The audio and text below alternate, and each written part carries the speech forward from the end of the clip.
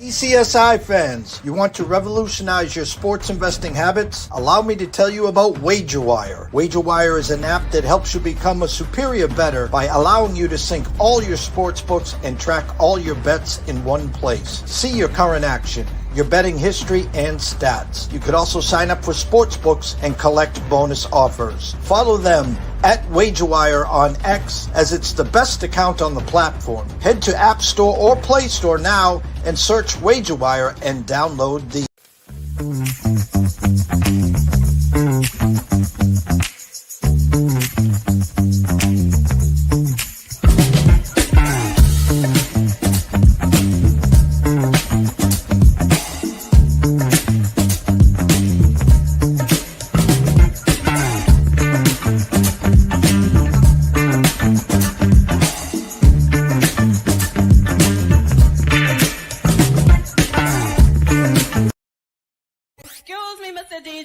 Check this out. We got a great show coming your way. From the ECSI Sports Studios, the #1 sports information program in America, the Breakfast Bankroll, with your host, the sports broker, Jeff Dawson.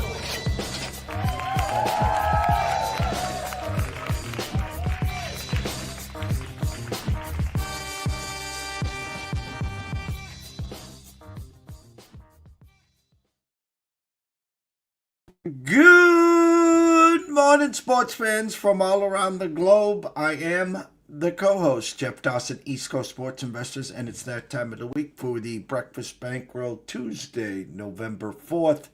Headline, BRISSET and Cardinals roll in Jerry's world. Go figure.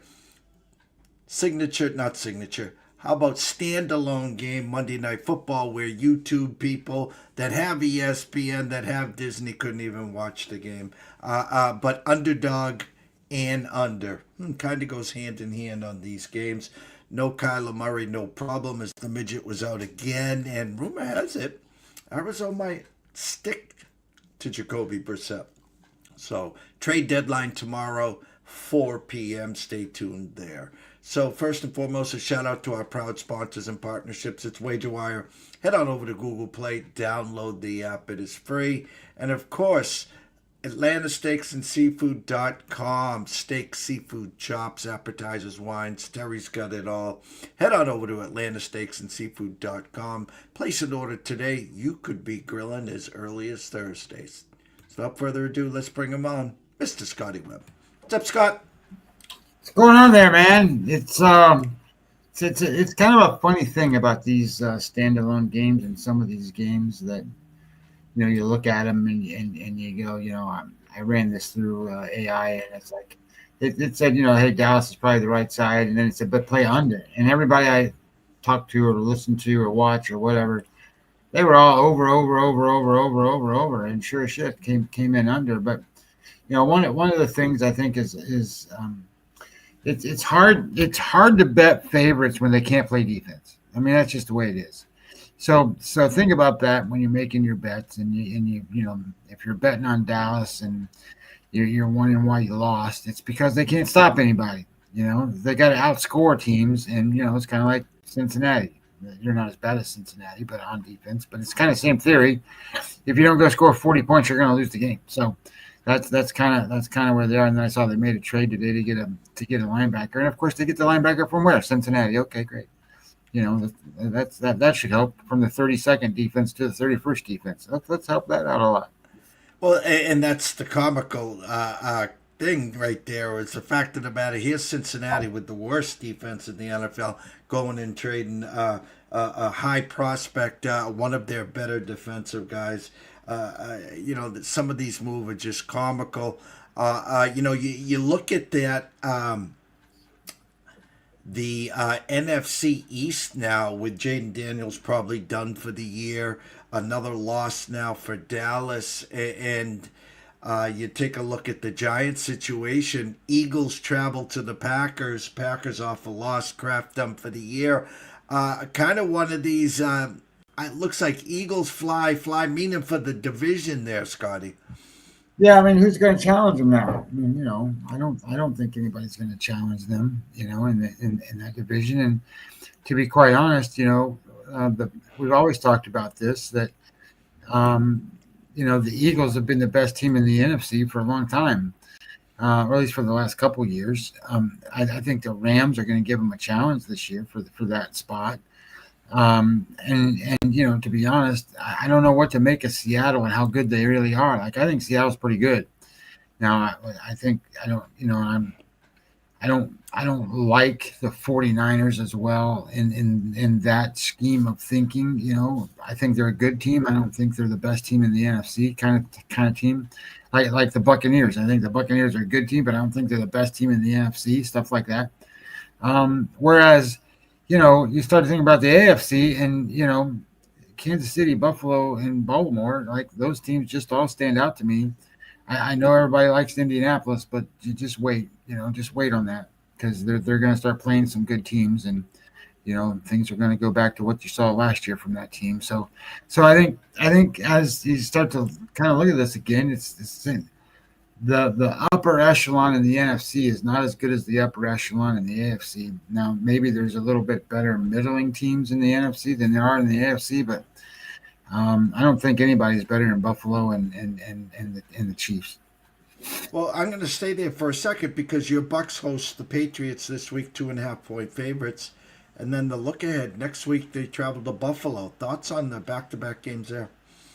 Well, I found it kind of interesting that and this is the way the NFL works, right? So, the Buccaneers have won that division the last couple of years in a row, and when Brady was there, they went and won the Super Bowl. So they've been playing tougher schedules than anybody else in their division, and everybody else in their division. If you look at them, the Falcons and the Panthers and whoever the hell else in that division, those teams play nobody. They're like always the 30th or the 31st or the 29th easiest schedule.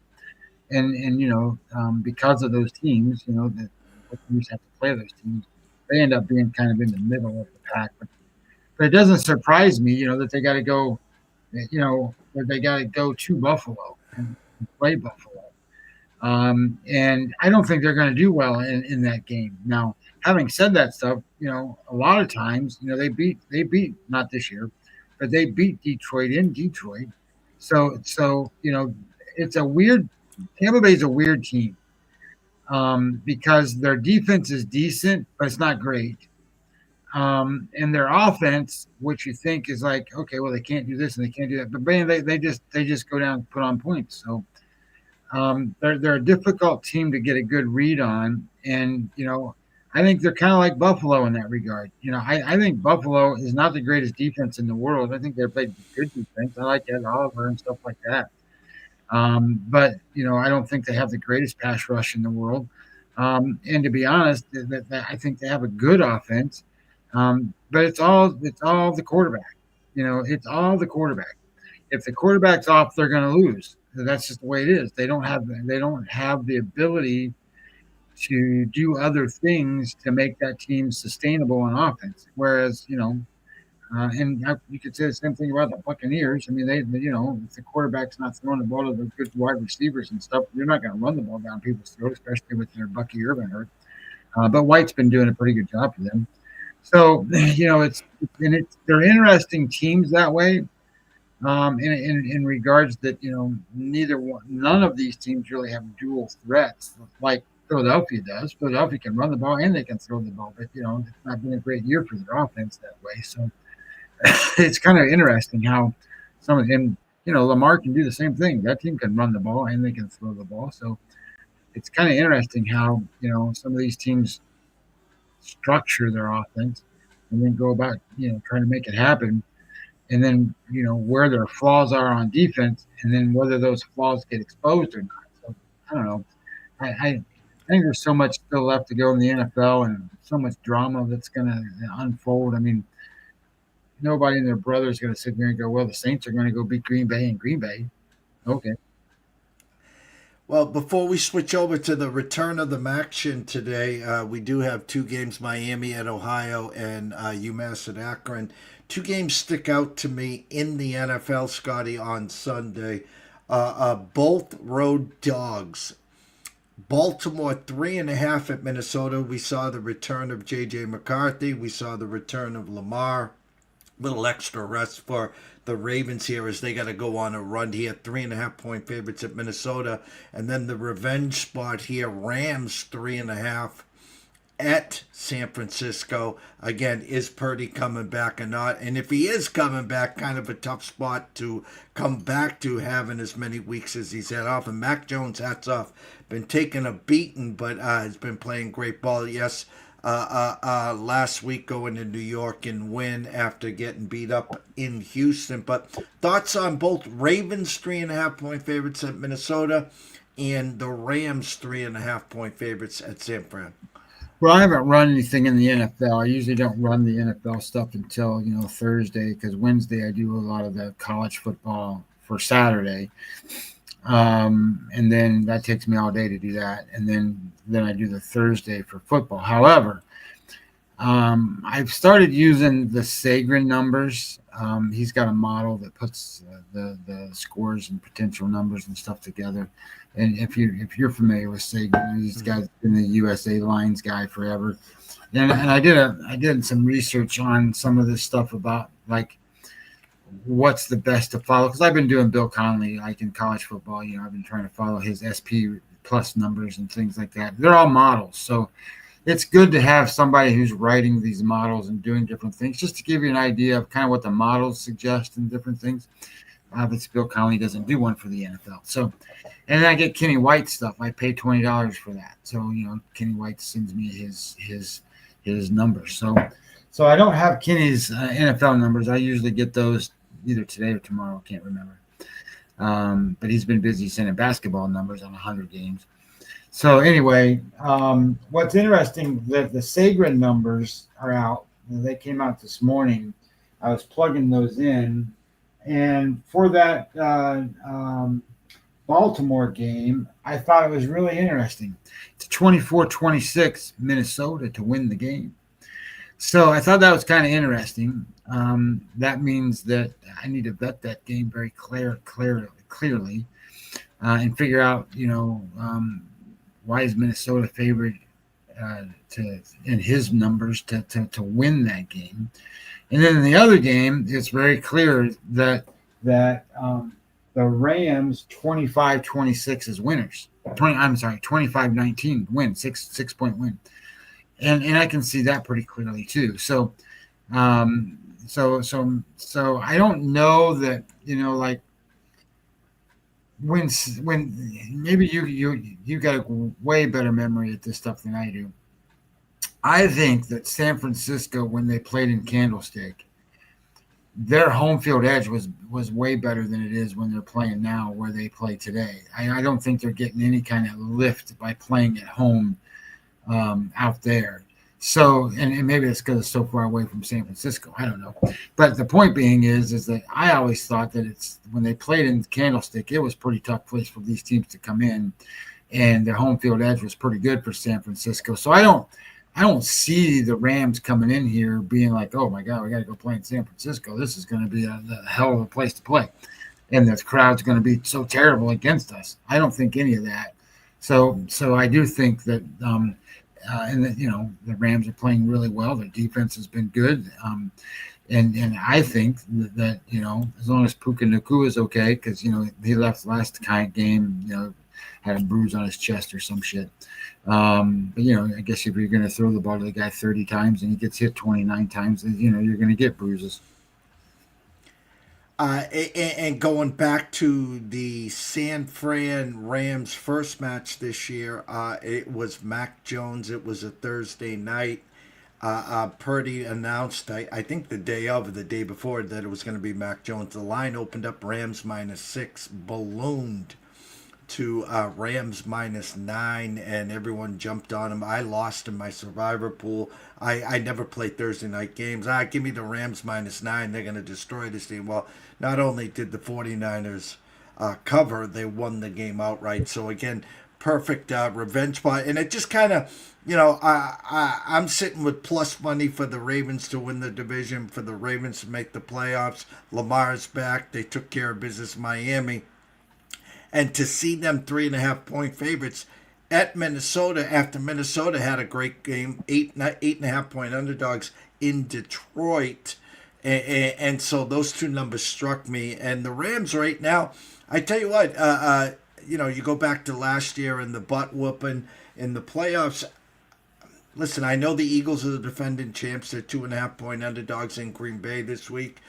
But I'm saying right now, today, in that NFC, in the hierarchy, the Rams got to be right near the top. Oh, no question. I don't think there's any question of that. And if you remember the playoff game, I didn't think the Rams had a chance in that game because it was in the cold. It was snowing, I think, in a little bit. I don't know if it was snowing, but I mean, it was snowing a little bit. And they had a chance to win that game. And obviously they didn't come through. But I think that, I think they got a good coach, and I think that helps. We talked about that yesterday with development of talent and stuff like that. Now, in the NFL, I don't know how much developing of talent you're doing. You're trying to make these guys elite, I guess, and fit the scheme that you want them to fit. But you're not necessarily, teaching them how to be great wide receivers. They're already great wide receivers, or they wouldn't be there. So you're just refining them to fit what you want them to be. And I think the Rams do a good job of that. I'm not so sure what's going on in Philadelphia. Like, they certainly don't seem like the defending Super Bowl champions. They don't seem like they're focused and ready to go. They don't seem like they're the best team in football. The quarterback play has not been as good. Obviously, the running back is not going out there, jumping reverse over people and, doing backflips to score touchdowns this year. So I think there's some issues going on there. If you remember, last year that defense was pretty good. And I don't think the defense is nearly as strong this year. So, I get it. You have people leave and things happen and, coaches move on and different things transpire, which changes the dynamics of the squad. But at the same time as all of those things go, you can point out flaws and this, that, and the other thing. But if they keep winning, look, who in the East is going to catch them? The Giants? No. The Commanders don't have a quarterback now. They're not going to catch them. And the Cowboys can't stop anybody. So, at home they can't even beat the Cardinals with a backup quarterback. So the Eagles are in. It's just a matter of, okay, well, how do they fine tune? Where do they go? And they made some good trades. I think they got a pass rusher from Miami, which was great. And, that kid's probably going, God damn, got me out of here. I don't have to deal with Mike McDonald anymore. And he's probably excited as hell to go play for the Eagles. So I think that team will only get better as they keep transpiring and doing things. And sure, they got to play a tough schedule and they got stuff, that goes on. And I don't think it's this. Where's my NFL thing? Here it is. NFL. So Philadelphia plays Green Bay this week, and then Philadelphia plays Detroit next week. So, that's not easy stuff. That's they got to play at Green Bay, and then they get Detroit at home. So I always think Detroit's just a mess when they have to play outside. So we'll see what that looks like. But anyway, I think I thought that was kind of interesting that, Philadelphia's going to be tested, and we'll see where they go. But they can afford a loss or these losses. They don't have to win these games. They just have to make it into the tournament, and then where they come out in the tournament and who they play. I don't think Detroit's the best team in the NFC. I think they're up there, but I don't think they're the best team. It depends on if they play at home or not. Them on the road is not a good thing. And I don't think the Rams really care where they play. To be honest, they don't really get a big home field edge, even though it's a nice facility. I don't think that because of where they are and the influx of people that move there or whatever it is, it seems to me that every game they play is 40% the other team's fans. So, whatever. It's interesting how all that plays out. So I still think Philadelphia's in the mix, right? They've got to be. I think they're until you beat them out, they're really kind of up there, and I think the Rams are up there, in my opinion. I think Detroit is a good team.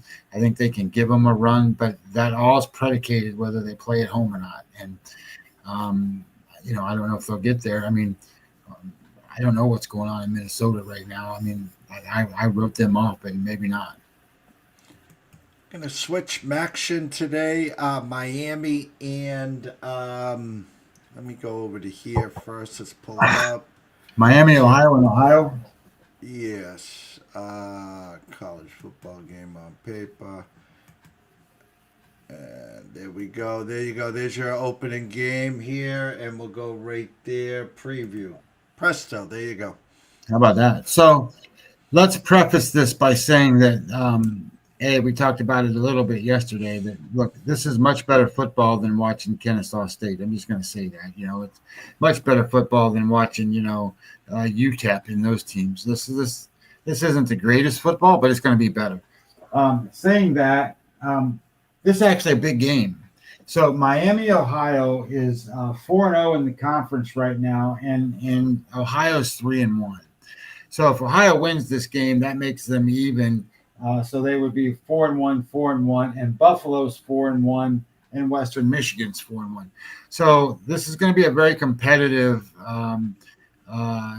league conference, and I think this is a big game in that conference, because if Miami, Ohio beats Ohio, then Ohio's kind of behind the 8 ball here, and they're going to need a lot of help. So it's in Ohio. That's a big factor in this game. So let me pull up what I have on this game, and we'll go from there, because I really wanted to take the time after talking about all this stuff yesterday. And I'm going to be honest, we had 150 views on Twitter yesterday, so thank you for getting 150 views on Twitter. That was good. But more importantly, when you look at what we did on YouTube yesterday, we had almost, I think, 70 views on YouTube yesterday of the show. So, that's way better than what we've been getting in terms of, 10, 15, 20 or whatever it is. So awesome job, gang. Way to go. Those retweets help. Do the stuff you got to do to get this in. So my goal today, as we talked about a lot of stuff yesterday, was to break down a game pretty thoroughly. And this is a good game to break down pretty thoroughly. So let me pull up my AI stuff, and we'll go through this so that we spend just a couple minutes on this game, and then we can do whatever games you want, especially the ones I bet on. I didn't bet on this one. So this is Miami, Ohio. First, here's how I do it. So I've got a chart, and I keep track of the lines and Kenny's numbers, the Sagrin numbers, and all that. You've seen it. You know what I'm talking about, because you've got access to it. So I looked for the QBR, yards per point margin, strength of schedule, and turnover margin, because none of that's in these numbers that you're looking at from games on paper. And those are ancillary things that do affect outcomes of games. So I want to give my AI the most information I can possibly give it. So in doing that, the first thing I look for is yards per point margin. And what I'm trying to do is I go down and match these games up through all the games, and where there's a large disparity of one team to the other. And then I look at that disparity to what the line is and go, holy shit, that's a pretty good spot. I need to vet that out for further notice. So then I have a spot where I said value to vet. Well, yards per point margin for Ohio is 0.1 to the positive, and for Miami, it's 0.1 to the negative. So what is yards per point margin? Okay, so a team will score a certain number of points, and you divide it by the yards that they have, or vice versa. So the idea becomes how efficient are they at scoring points? How many yards does it take for them to score points? And on the other side of it, it's the point margin. So that means offense and defense. It's a combined number. And these two teams are neutral. So there's not really an advantage one way or the other. They're an average team on those things. So no real advantage there. Strength of schedule for Miami, Ohio is 109 in the country, and for Ohio is 90th. So there's a slight edge that way with a tougher schedule, meaning that Ohio has played their data, the number that you get from them is a little more real than the number that you're going to get from Miami, but not a lot. When it's a big disparity, you've got to counter to that. There's some schools that go out and play the 5th toughest schedule, and they're going to play a team that's played the 75th toughest schedule. So you really got to take those 75th numbers and reduce those numbers that you're looking at by, say, 25% or more, because it matters who they play. Anyway, turnover margin for Miami is 0.1 to the good, and for Ohio, it's just 0. So there's no edge in turnover margin, or it's very slim to Miami, Ohio. There is a little bit of a slight edge to Ohio when it comes to the teams they've played. And yards per point margin, there's a little bit edge to Ohio as well. But there's a big difference in quarterback play. So Ohio has I forget what the kid's name is right off the top of my head. You can get it by what's his name? His name is go to Ohio's quarterback. Oh, that's Miami's quarterback. Dumb shit. His name is Peter Parker Navarro. He's the best quarterback in the MAAC, and he plays for Ohio. So his QBR rating is 58th. So, there's 130 schools. So halfway is like 65, 70, somewhere in that point. So he's a little better than average quarterback. And the other kid that plays for Miami is 74th. So he's a little worse than average. So there is a difference there. And if you look Parker Navarro's numbers, he's got a 65% completion percentage. Now, remember, this is a team that's played Ohio State. And, Ohio State has, since they played Michigan last year, they're 10-0-1 against the spread. That one is Ohio. They pushed against Ohio in that game. So Ohio gave them a little bit of run for their money in that spot. The final score of that game for against Ohio State was 37-9. So that was pretty good for Ohio. But anyway, let's go back and go and say, all right, now we have an understanding that these teams are relatively even, other than you have a better quarterback. So then you start looking at games on paper, and the first thing you notice is that Ohio is green on EPA per play, Miami's white. So they're plus 0.07 versus plus 0.01. So your top 56 for Ohio and your top 75 for Miami. So slightly different, again, leading towards Ohio being the more efficient yards per play type team. Our EPA team. Now, yards per play is totally different. Yards per play, and this is what we were talking about yesterday. Yards per play in this spot, Ohio is a negative 0.14, and they rank 92nd. So yards per play is not very good for them. And yards per play for Miami is they rank 40th. So EPA is different. EPA, remember what EPA stands for. EPA stands for extra points added. So every play that you make is graded. And it's graded on the idea that you're either moving the ball towards the end zone or you're not. And you're moving towards scoring points or you're not. And Ohio ranks better than Miami in that spot.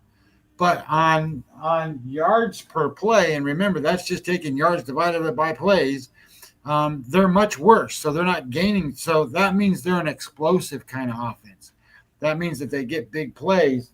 And you can see that when it comes to the AY number, available yards. Available yards is even glowing green, if you want to call it that, whereas Miami's is light green. So it's a bigger difference. But the biggest difference in this game is where it says success. Success rate is all about first downs and moving the chains and efficiency that in that regards.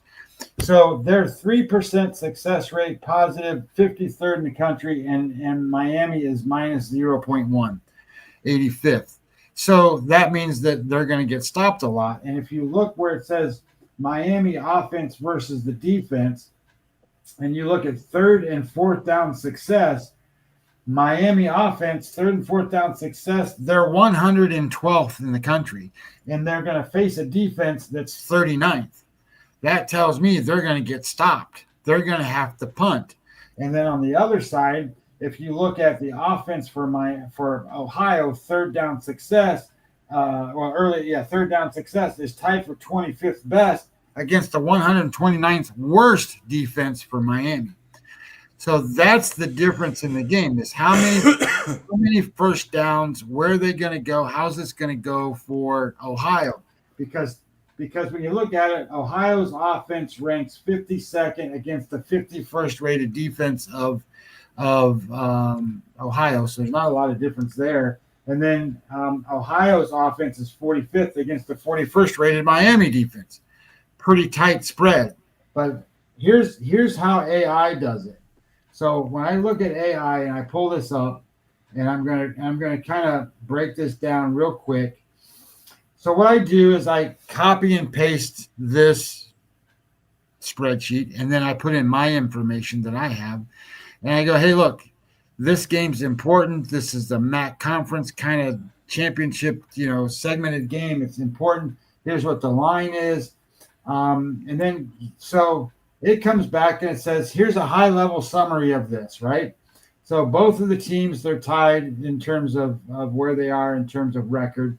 EPA per play, Ohio's got a slight advantage there. Yards per play margin is for Miami. We just talked about that. Average margin, available yards margins for Ohio. Success rates goes for Ohio.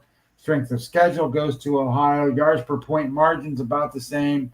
And the QBR, the quarterback rank. So it comes back and compares all that stuff, just like what we just did, and it comes back and it says Ohio is the more efficient, explosive team with a better quarterback, home field, and superior down-to-down metrics. Miami has a record edge and yards per point margin, but has a weaker strength of schedule and a negative explosiveness. So that gives us an overview of how this game kind of looks. And then it starts to say, all right, let's look at the deep dive with the Ohio offense versus the Miami defense, which we just kind of did. And it comes back and it goes and says, well, Ohio's EPA per pass versus and rush is balanced. They went 45th passing, 46th rushing. They're a balanced offense. Miami is 87th in pass success allowed and 54th in rush success allowed. So it's a bend but don't break kind of defense. Third down, Ohio converts. Miami allows them. So Ohio is going to sustain drives. Well, we just talked about that a second ago by looking at it.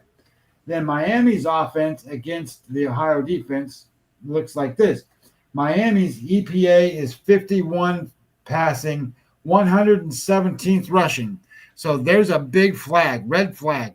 Miami is not a passing team. They're going to run the football. They're going to pass the football. They're not going to run the football. They're terrible at running. So when Ohio's defense comes in, they're 51st. They're 87th at pass success. So that's an avenue for Miami to do okay. But there's going to be nothing. The rush is dead. So they're going to stop the run. Miami's going to be held to only being able to pass the football. Situational metrics, you start looking at third down success rate. We talked about that. Ohio's got the edge. Early down success, Ohio's got the edge. Starting field position, this is a big one. That goes to Miami. So Miami starts average on their 30-yard line, and Ohio starts on their own 27. So it's a little longer for them to go. Net field position is all about Miami. Yards per point offense is even. Red zone is Miami. Turnover margin. So it kind of goes and says Ohio wins third downs decisively. And this is a big point. Miami needs 12 plus plays to score. They're going to take a lot. That's where yards per point margin kind of comes in. Miami's 4.3 net field position is strong, but Ohio's explosiveness negates that. Turnovers and margin is about the same. So then you got the pace of play, which kind of goes into it. And then it comes out and predicts a score for you. And then the predicted score is the raw EPA numbers show Ohio 24-17. With field position and turnovers, it comes out to 23-19. Market adjusted numbers are 24-20. So it comes back and tells me this game is going to be 24-20 Ohio. And the one sentence summary of this game is Ohio's superior efficiency on third down dominance and home field edge outlasts Miami's field position and luck in a 24-20 defensive slugfest. It's Ohio minus 2.5 in the under. To me, I think that makes total sense. Looking at the data, looking at the numbers and how it all plays out, I think that's a perfect analysis of this game. So that's the in-depth I have when I go do these games. So and then just so everybody kind of gets an idea, I did this for the games I'm interested in, and the games I'm interested in are going to be the games that come up on my worksheet that show a yards per point margin variance. So, Jeff, let's look at on Wednesday, unless you want me to do a different game. On Wednesday, Northern Illinois and Toledo. Pull up that game. Should be in the top right. There you go. So Northern Illinois and Toledo. We're going to look at that game. And so how did I get to looking at this? Well, the first thing is Northern Illinois yards per point margin is negative 6.1 yards per point. And Toledo is negative 0.7, so closer to 1. So there's a 5 yards per point margin difference. What that means is Toledo is 5 yards per point better at scoring points than it is for Northern Illinois. Much Illinois to score points. Strength of schedule, 111th for Northern Illinois, 92 for Toledo. Turnover margin, negative 0.1 for Northern Illinois, 0.7 positive for Toledo. That means Toledo's getting turnovers. They're taking the ball away. QBR, remember, there's 135 schools or so. There's more quarterbacks because, the guys get hurt. But Northern Illinois' quarterback ranks 130th out of all those kids, which is not, that's not a good number. Toledo's quarterback ranks 103rd. So that's not great, but it's significantly better than 103rd. I mean, that's 30 spots better. And then what you run into here is you go and say, well, yards per point margin is big. Strength of schedule is better. They get more turnovers. They take the ball. The quarterback's better. This is a pretty big advantage just in overall ancillary things for Toledo. When you look at the games on paper model, EPA per play, look at Toledo. They are 5th at the top right there. They're 5th. They're plus 0.26. And then Northern Illinois is 125th. They're minus 14. That's a significantly big number there. Big number. And when you look at success rate, Toledo is 10th in the country, and success rate for Northern Illinois is 135. Available yards for Toledo is 10th. Yards per play is 7, and it's 123 at 95. Look, Toledo is dominantly better. Not even close. It's dominantly a better football team than Northern Illinois. And this is a home game for Toledo, by the way. And Toledo, we just talked about. Let's pull up the thing again one more time. Toledo is 2-2 in the conference. They must win this game to stay in the ranks. So this is a big deal for them. And Northern Illinois, they are 1-3 in the conference. So we'll see. That's not very good when in that spot. Let me go back over here. So if you look at offensively for Northern Illinois, remember we said there's like 135 teams. They rank 138. So I guess there's at least 138 schools. They're 138, and they're going to face the third-ranked defense in Toledo. They're going nowhere, man. This team is going nowhere. And then offensively for Toledo, they rank 35th against the defense for Northern Illinois is 70th. Everywhere you look on this game, Toledo is green. Everywhere you look on Northern Illinois, they're purple. Purple is not good. And if you're bruised purple, dark purple like that, that's even worse. So when you pull this up and I run this through the AI, this is what it comes back with. Where is it? Let's go get to that game. That's the Northwestern's game. This one is UCF's game. This one, here we go. All right, so high-level summary. We just talked about that. EPA per play is 126-5. It's a massive advantage for Toledo. We talked about that. I tried to make it as big as I could. Massive is a good word. AI used massive. That's a pretty big word. So that's pretty good. So it comes back and says Toledo is one of the top 5 most efficient offenses in FBS football and faces a bottom 10 defense. Northern Illinois is a bottom 10 offense facing a top 3 pass defense. This is a stylistic nightmare for the Huskies. Obviously, if you don't know who Northern Illinois is, they're the Huskies. That's their thing. Toledo's pass explosion meets NIU's elite pass defense, but NIU's pass success allowed is only 30%, yet bend heavily. So then explosive plays will happen. Toledo ranks 5th. And then NIU's pass offense is dead last. Toledo's pass defense is 1st. And then NIU's only prayer is on short fields via turnovers or special teams, but their turnover margin is bad and their net field position is 120th. So somehow, some way, they're going to have to flip all of that to make this make any sense for them. Situational metrics: Toledo converts 43% of their third downs, and Northern Illinois allows 45% for third downs. NIU needs 17 yards per point. That's terrible. So it's not good. And when you predictive modeling comes out, raw EPA number is Toledo 34-10. With regression, it's 34-13. Market adjusted 30-10. So the final score prediction in this game comes out 31-10. One sentence summary: Toledo's elite passing attack exploits Northern Illinois' poorest downfield defense, while the Huskies' anemic offense faces a buzzsaw. Expect a blowout 31-10. I'm on it. I bet it. The number's 14.5.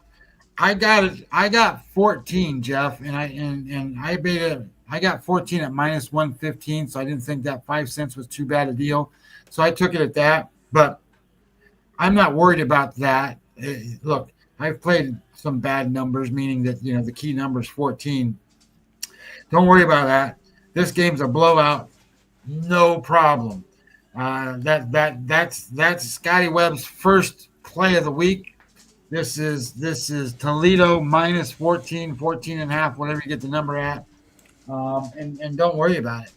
And the only other bet that I have this week before Saturday, because I haven't done Saturday's games, USC against Northwestern. USC against Northwestern. You're going to see a very similar thing. And I'm going to pull it up on my AI for a second so we can talk about it. There we go. So first thing you'll notice is USC's got one of the best offenses in all of college football. I mean, they're really, really good. They're number 3 in EPA per play, 16 in success rate, 22 in available yards, 4 in yards per play. Northwestern's offense is 109th. Okay, they're not going to move the ball very well.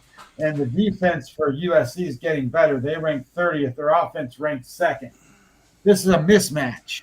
So mismatch-wise, you can see right away that there's a big advantage for the USC team, especially when it comes to running the football. They're going to run the ball all over Northwestern. So as this kind of looks, that here's that term again. Where the AI uses the term EPA per play margin differential is number 3 against number 82, massive for USC. When you have a massive advantage, the point spreads are going to be big, and it's whether or not you can exploit that point spread and be too high. The strength of schedule for USC is much more difficult than it has been for Northwestern. So Northwestern's numbers aren't even as qualified as the numbers that you're seeing from USC. So you back that down just a little bit. So this is a USC top 3 offense against an elite explosive facing a bottom 50 Northwestern defense. Northwestern is average at best with a poor quarterback and negative turnover margin. And then when you look at it, USC's EPA per pass and run, they're balanced. Northwestern is 133 in rush success allowed, 53 in pass success allowed. Big plays everywhere. That's what that means.